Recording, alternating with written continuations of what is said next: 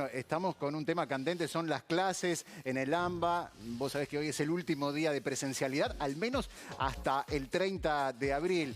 Y vamos a charlar con Soledad Acuña, la ministra de Educación de la ciudad de Buenos Aires, que, bueno, me imagino cómo habrá tomado esto que empieza a arrancar a partir del lunes. Ministra, gracias por atendernos. Buenos días, ¿cómo están ustedes? Bueno, me imagino con desagrado, con disgusto. ¿Cuál es la evaluación? Sí, primero que nada con sorpresa, porque hasta las 2 de la tarde del miércoles nosotros estuvimos trabajando con el ministro de Educación de la Nación, junto a los otros 24 ministros provinciales, más los sindicatos, más los especialistas, en cómo teníamos que hacer para garantizar que las escuelas fuera lo último que se cerraba, sabiendo que en una situación epidemiológica como la que estamos atravesando iba a haber algún momento donde tuviésemos que pasar por un tipo de restricciones, pero entendiendo que esas restricciones tenían que llegar al final del camino, cuando ya se hubiesen tomado otro tipo de decisiones. Y eso era un consenso que no solamente teníamos los ministros, lo teníamos como fuerzas políticas en oposición y el oficialismo, lo tenían las familias, lo tenían los docentes. Las escuelas era lo último que teníamos que cerrar. E incluso a última hora, la reunión del Consejo Federal tenía que terminar a las 13, se extendió hasta las 14 porque el ministro Trotra propuso un esquema para trabajar que en caso de que tuviésemos que restringir, cómo íbamos a ir haciendo, sabiendo que hay sectores vulnerables a los que tenemos que priorizar, grupos de chicos a los que tenemos que priorizar. Entonces, la verdad que la reacción fue de sorpresa al principio y luego del primer enojo nos pusimos a trabajar en cuáles tenían que ser las alternativas y las soluciones para que el lunes los chicos puedan estar en la escuela. Y eso es lo que hoy está llevando el jefe de gobierno a la reunión con el presidente. No vamos a quejarnos, a protestar, a hacer un berrinche, sino que vamos a llevar propuestas concretas. Nosotros siempre a los problemas les buscamos soluciones. Teníamos un plan que veníamos trabajando para organizar la presencialidad de forma tal que en una situación epidemiológica compleja, que aclaro, no es esta todavía, tuviésemos que restringir y cómo iba a ser esta restricción. Entonces estamos llevando algunas alternativas y la evidencia, ministra, porque la importancia que tenemos acá es la evidencia, que demuestra que hoy las escuelas no son lugares peligrosos. ¿Se puede adelantar algo de lo que va a llevar el jefe de gobierno porteño? Porque es difícil a priori pensar que el DNU vaya para atrás o el presidente retroceda con algo que incluso está en el boletín oficial. Pero bueno, ¿qué expectativa tienen y qué concretamente, si es que se puede adelantar algo, le van a proponer? Nosotros sabemos que es difícil, hasta anoche a las 11 de la noche no había un decreto publicado, con lo cual tampoco sabíamos los detalles que nos íbamos a encontrar, más allá de los anuncios del presidente, entonces tampoco era fácil presentar la medida ante la Corte Suprema, igualmente teníamos preparado para hacer una presentación, como se presentó finalmente, se publicó el decreto, nosotros estamos haciendo igualmente otra presentación de inconstitucionalidad y pedimos una cautelar en la Corte Suprema para que se evite la decisión, pero más allá de esa herramienta también estamos apostando al diálogo, estamos apostando que ahora el jefe de gobierno, con la evidencia concreta que muestra que no es lo mismo la tasa de contagios en los chicos más chicos que en los chicos más adolescentes o en los adultos que están en el nivel superior, que no es lo mismo el tipo de traslado y la organización y la movilización que hacen los chicos de secundaria que los de primaria que los de jardín, poniendo en evidencia cómo son los turnos, cómo son los horarios, cómo son los agrupamientos, es evidente que se pueden tomar decisiones distintas. Y llevamos un abanico de propuestas para poder discutir con el presidente, mostrarle cuáles son nuestras preocupaciones y cuál es la evidencia que nos respalda para algunas decisiones y ver con él cuál es la evidencia o cuáles son los datos que los hacen tomar este tipo de decisiones, porque nuestra propuesta a priori no es o todo o nada. Entendemos la situación epidemiológica, obviamente la entendemos y la trabajamos y la transitamos y la estamos hace un año gestionando en conjunto. Entonces queremos ahora también que de la misma manera podamos encontrar una alternativa que no sea el cierre absoluto. Y en ese sentido va a transcurrir las varias propuestas que está llevando el jefe de gobierno junto con el vicejefe a la reunión con el presidente. Algo intermedio. Ahora, vos mirás, por ejemplo, la tasa de contagio de chicos de 10 años, porque el agrupamiento de 10 a 19 es muy amplio, en términos sanitarios es un agrupamiento que es válido, pero cuando vos lo trasladas a los comportamientos y a las conductas, tenés que tomar decisiones distintas. Entonces, cuando vos desagregás mirás la tasa de contagio de 10 a 19, ves que hasta los 15 a 16 años es una tasa de contagio muy, muy bajita y que se dispara a partir de los 17, 18, 19, Claro. que es otro nivel educativo. Entonces podemos tomar algo más sectorizado o no tan amplio. Ahora, está bueno porque hay algo que se ponen de acuerdo en Nación y en Ciudad, por lo menos a nivel Ministerio de Educación, que es en la baja contagiosidad en el aula, porque también lo dijo Trota esta semana. Y parece que el foco está puesto no ahí, el problema, teóricamente, para llegar a esta decisión, sino en el movimiento que genera la presencialidad. Ese argumento, ¿cómo lo ven ustedes? El tema del transporte público, docentes viajando, padres, chicos viajando. Te agradezco el punto porque también es información que estamos llevando a la reunión. Cuando vos, porque en esto también nosotros hacemos mucho énfasis en la estadística, en la evidencia, en los datos, no porque nos guste solamente, sino porque creemos que es la manera más efectiva de tomar decisiones correctas. Cuando vos dejas de tomar decisiones mirando una foto con lo que te contaron y vas a ver los datos, te das cuenta que en el transporte público no se trasladan las familias que van a las escuelas. Cuando vos mirás la tasa, primero, antes de la pandemia, solo el 30% de las familias de primaria utilizaban el transporte público. De ese 30%, el 90% eran colectivos, no usaban subte ni trenes.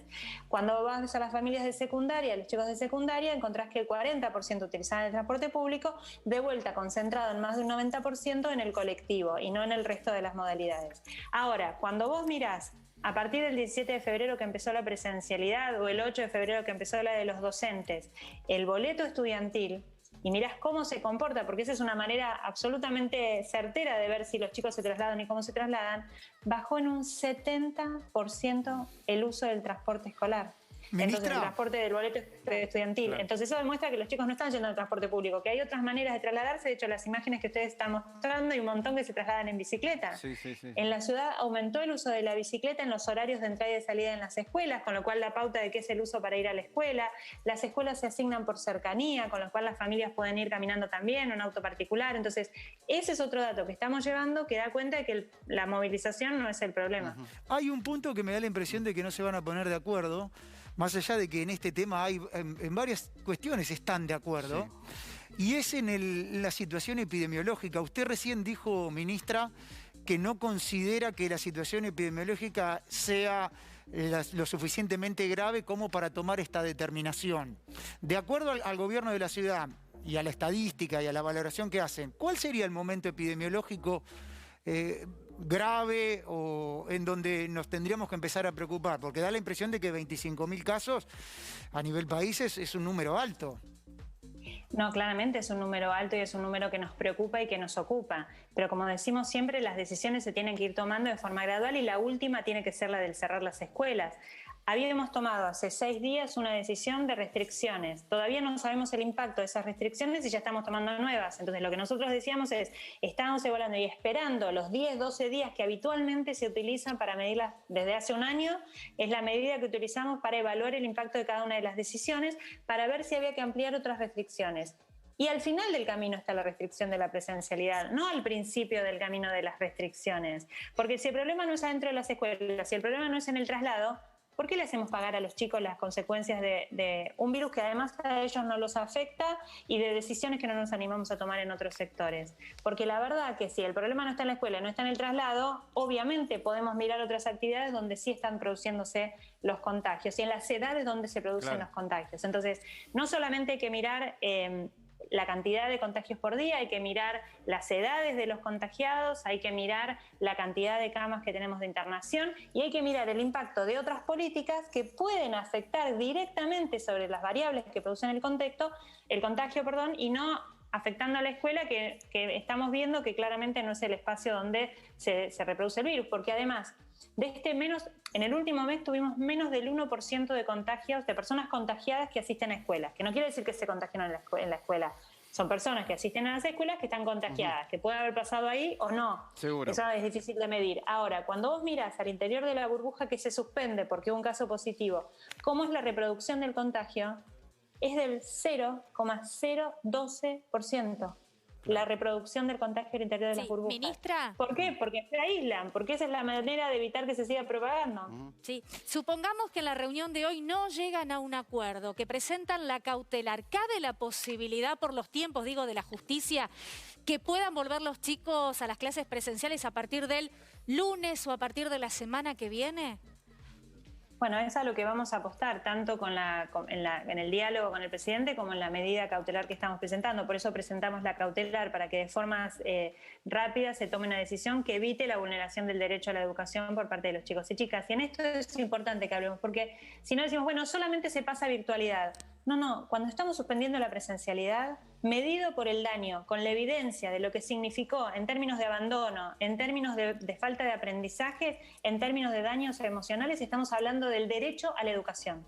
Hoy, después de un año de aislamiento, la presencialidad es la garantía del derecho a la educación. Entonces nosotros pedimos que se garantice el derecho a la educación con los cuidados de la salud y el derecho a la salud, por supuesto, que ameritan, que están dados por los protocolos que se dan en las escuelas. Bueno, muchas gracias, ministra. Vamos a ver qué pasa. Mucha expectativa. En un ratito arranca la reunión en Olivos y seguramente habrá alguna definición o por lo menos alguna definición política y vemos qué pasa. Muchas gracias por su tiempo. Gracias a ustedes. Que tengan un buen día. Bueno, ahí está, la ministra Soledad Acuña, qué tema, ¿no? Las clases, sí. El nivel de contagio, los padres, qué hacer, qué va a pasar. No, pero ahí, Dani, está ¿no? marcada que me parece que la no coincidencia está en la situación epidemiológica. Claro. Me parece que hay una valoración distinta desde el gobierno nacional y otra valoración desde el gobierno de la ciudad. Sí, si lo comparás con la provincia de Buenos Aires, el contrapunto es muy fuerte. Claro. ¿No? En cuanto a la valoración, ¿no? O sea, Kicillof habló hace 48 horas de un tsunami. Y, por ejemplo, en este caso la ministra dice que ellos no consideran que la situación epidemiológica dé todavía para tomar decisiones drásticas. Bueno, y lo que van a llevar son un montón de propuestas. A ver, de que por ahí vayan solamente los chicos en situaciones complicadas de aprendizaje, de que solo vayan probablemente una semana algunos y otra semana otros, justamente con todos los datos que acaba de dar de la cantidad o el porcentaje de que los chicos o los padres utilizan el transporte público. Así que por ahí llegan a un acuerdo. Bueno, esto no lo sabíamos. Lo que decías hoy vos, Dani, estaba bueno. ¿De qué? Lo que dijiste hoy está bueno respecto de ir, seguramente algo se va a llevar, dijiste vos. Y algo se va a llevar porque si no, claro, seguramente es muy impensado creer que va a ir atrás el presidente con un decreto porque no sería realmente algo lógico, está en el boletín oficial, pero tampoco sería lógico que se vaya a la reta con las manos vacías. Claro, digamos. Si no lo hubiese recibido. Y no hubiese ido, no se hubiese concretado. Así, bueno, por lo menos en esa negociación política algo se tendría que llevar. Pero bueno, vamos a ver qué pasa en un ratito cuando esto arranque. Ojalá sea lo mejor posible. Es interesante lo que nos decía la ministra, no lo sabíamos, que van a llevar propuestas concretas para que ni sea un cierre total, ni sea una apertura total. Algo intermedio, más sectorizado. Vamos a ver si prospera.